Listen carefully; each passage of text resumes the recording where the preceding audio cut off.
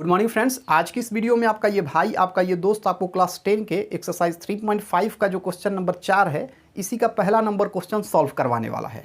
यहाँ पे इस क्वेश्चन में हमें कुछ वर्ड प्रॉब्लम दिए गए हैं, हमें ध्यान से इन वर्ड प्रॉब्लम को समझना है और फिर इन्हीं के आधार पे हमें दो समीकरण बनाना है और फिर इन दोनों समीकरण को हमें किसी भी विधि के द्वारा हल कर देना है।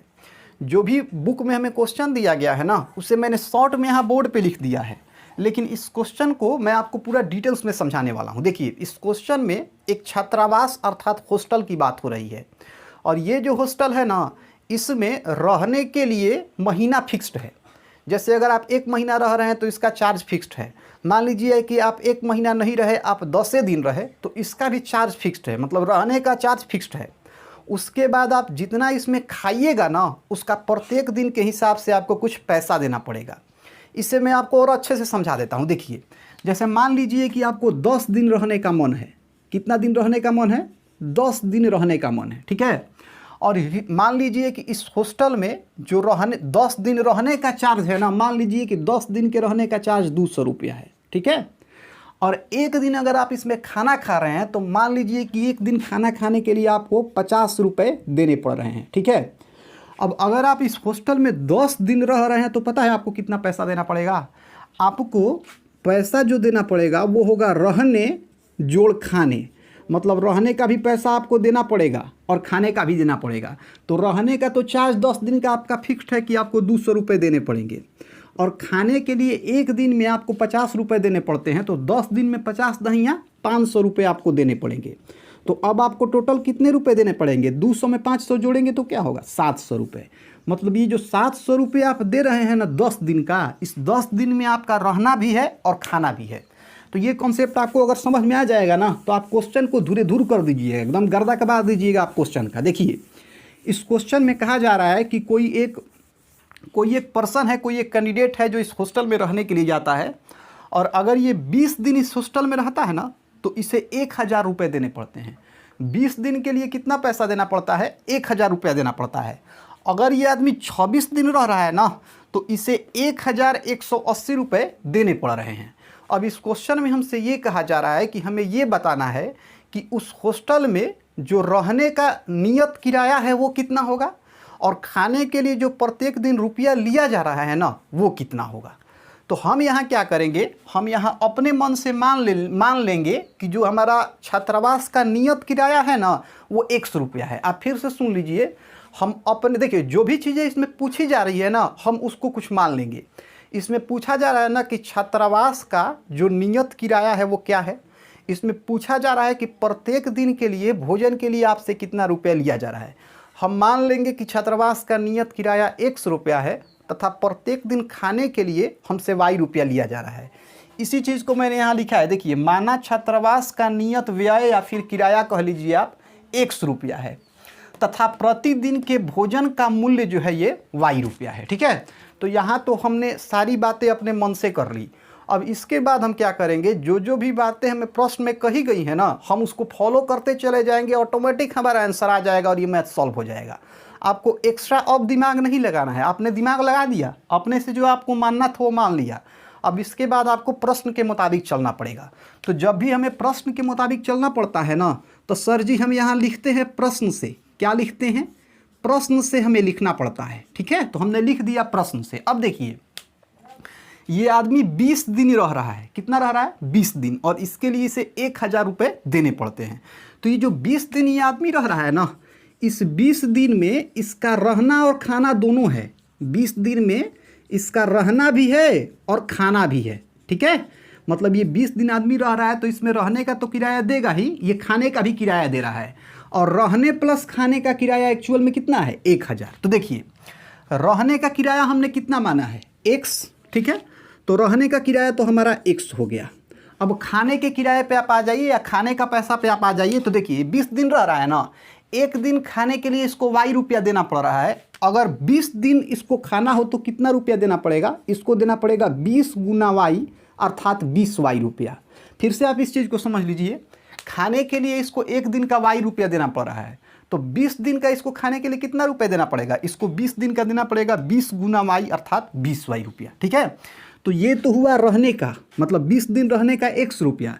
अब 20 दिन खाने का कितना हो गया, 20y रुपया। ठीक है, तो अब किसी ने आपसे पूछा कि 20 दिन रहने के लिए इसे कुल कितने रुपए देने पड़ेंगे, तो इसको देने पड़ेंगे सर जी x प्लस 20y रुपया। ठीक है, तो ये 20 दिन है ना, तो 20 दिन के लिए इसे एक्चुअल में कितने देने पड़ रहे हैं, इसे देने पड़ रहे हैं x प्लस 20y रुपया। और 20 दिन किसके बराबर है, 1000 रुपये के बराबर है, तो लिख सकते हैं कि x प्लस 20y बराबर 1000। और यही हमारा समीकरण फर्स्ट हो जाएगा। तो आइए यहाँ पे पहले हम समीकरण फर्स्ट को लिख लेते हैं। समीकरण फर्स्ट में हम लिखेंगे x जोड़ 20y बराबर 1000। क्या लिखेंगे, x जोड़ 20y बराबर 1000। ठीक है, और यही हो जाएगा हमारा समीकरण फर्स्ट। अब बात कर लेते हैं दूसरी स्थिति की, इसी से हमारा समीकरण सेकंड बनेगा। तो देखिए इसमें ये 26 दिन रह रहा है और 26 दिन के लिए इसे 1180 रुपये देने पड़ रहे हैं। देखिए 26 दिन रह रहा है ये ना, तो इस 26 दिन में फिर से इसका रहना भी हो जाएगा और खाना भी हो जाएगा, मतलब दोनों का दाम इससे लिया जाएगा। अब रहने का दाम तो x है, ये तो फिक्स्ड है। ठीक है, खाने का दाम प्रत्येक दिन के हिसाब से लिया जा रहा है। तो एक दिन के लिए अगर y रुपया लिया जा रहा है तो 26 दिन के लिए कितना लिया जाएगा, अगर एक दिन के लिए y रुपया तो 26 दिन के लिए हो जाएगा 26 गुना y, अर्थात 26y रुपया। तो रहना का x और खाने का 26y। ठीक है, तो देखिए ये आदमी 26 दिन रह रहा है ना, तो 26 दिन के लिए इसे कितने देने पड़ेंगे रुपए, x प्लस 26y। तो 26 दिन का तो हो गया x प्लस 26y। अब 26 दिन बराबर क्या है, 1180। तो यहाँ लिख सकते हैं x प्लस 26y बराबर 1180, और यही हो जाएगा हमारा समीकरण सेकंड। तो आइए अब हम अपने समीकरण सेकंड को भी लिख लेते हैं। तो जो हमारा समीकरण सेकंड होगा ये हो जाएगा x प्लस 26y बराबर 1180। x प्लस 26y बराबर में हो जाएगा 1180, और इसे हम नाम दे देंगे समीकरण 2 का। ठीक है, अब यहाँ से हमें समीकरण 1 मिल गया, समीकरण 2 मिल गया। अब आसानी से यहाँ से हम किसी भी विधि के द्वारा x और y का मान निकाल सकते हैं। तो आइए पहले इस समीकरण को हम हल कर लेते हैं किसी भी विधि का प्रयोग करके। तो देखिए यहाँ पे फिलहाल मैं इस समीकरण को विलोपन विधि की मदद से हल कर रहा हूँ। तो यहाँ मैं लिखूँगा विलोपन विधि। क्या लिखूँगा, विलोपन विधि। अब विलोपन विधि के बारे में मैंने एक डिटेल्स में वीडियो आपको बनाया है, अगर आपने वो वीडियो देखी होगी तो आप आसानी से इन दोनों समीकरण को हल कर सकते हैं। देखिए विलोपन विधि में हम क्या करते हैं, या तो दोनों समीकरण से x वाले पद को गायब कर देते हैं, नहीं तो y वाले पद को गायब कर देते हैं।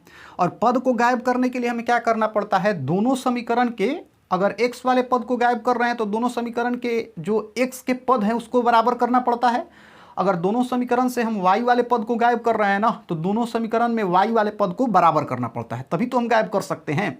यहाँ अगर आप इन दोनों समीकरण को देखें ना, तो इन दोनों समीकरण में x वाले पद को गायब करना ज़्यादा आसान है, क्योंकि x वाला पद पहले से ही बराबर है, अब हमें इसे बराबर करने की ज़रूरत नहीं है।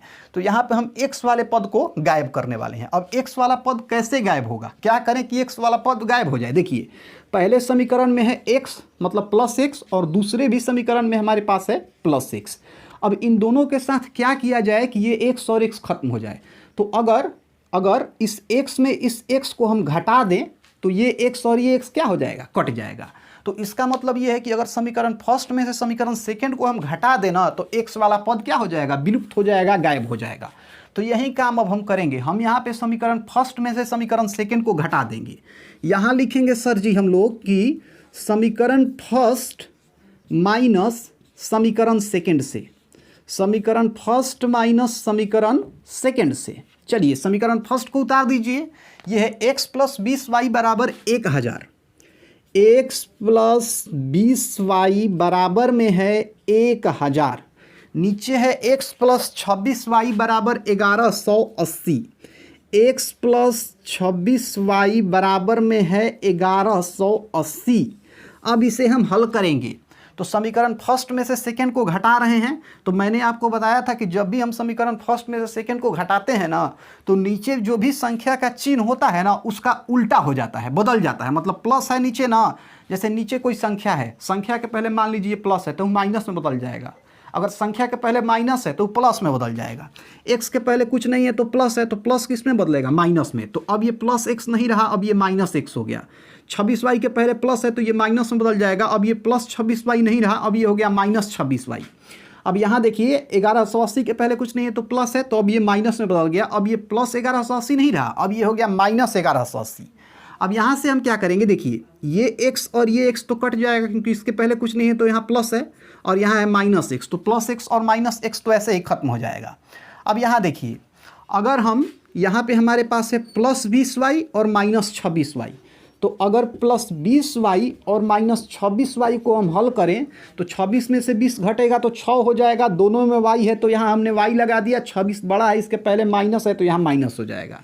मतलब सर जी हमें मिल जाएगा माइनस 6y, तो यहाँ लिखेंगे माइनस 6y बराबर, यहाँ अगर यहाँ हमारे पास है 1000 और नीचे है 1180 अर्थात 1180, तो 1000 में से अगर हम 1180 घटाएं, 1000 में से अगर हम घटा दें 1180, तो कैसे इसे घटाएंगे, देखिए 1180 में से अगर 1000 हम घटाएं तो हमें मिल जाएगा 180। अब 1180 बड़ा है, इसके पहले माइनस है तो यहाँ माइनस आ जाएगा, तो हमें मिलेगा माइनस 180। तो यहाँ हम लोग लिख देंगे माइनस 180, माइनस से माइनस खत्म, 6y बराबर है 180, 6y बराबर क्या है 180।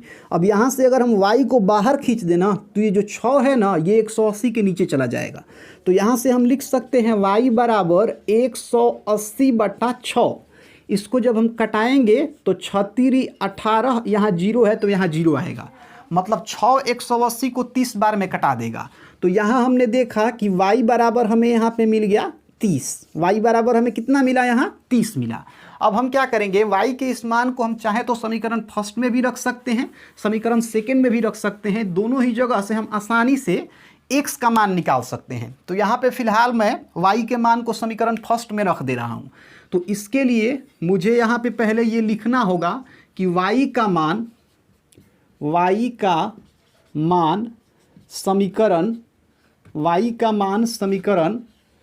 फर्स्ट में रखने पर, y का मान समीकरण फर्स्ट में रखने पर क्या है समीकरण फर्स्ट, तो समीकरण फर्स्ट है x प्लस 20y बराबर 1000, x प्लस 20y बराबर में है 1000, ठीक है। चलिए अब देखिए यहाँ पे ये x तो ज्यों का त्यों हो जाएगा, x ज्यों का त्यों, प्लस 20 ज्यों का त्यों, यहाँ y है ना, y के जगह पे हमें 30 रखना है, तो लिखेंगे 20 गुना y के जगह पे हो जाएगा 30 और बराबर में तो इधर 1000 पड़ा ही है। अब देखिए यहाँ पे ये x ज्यों का त्यों प्लस 20 में 30 से अगर गुना करेंगे तो 2 3 6 और इधर भी 1 0 इधर भी 1 0, मतलब 6 पर 2 0 अर्थात 600 आएगा।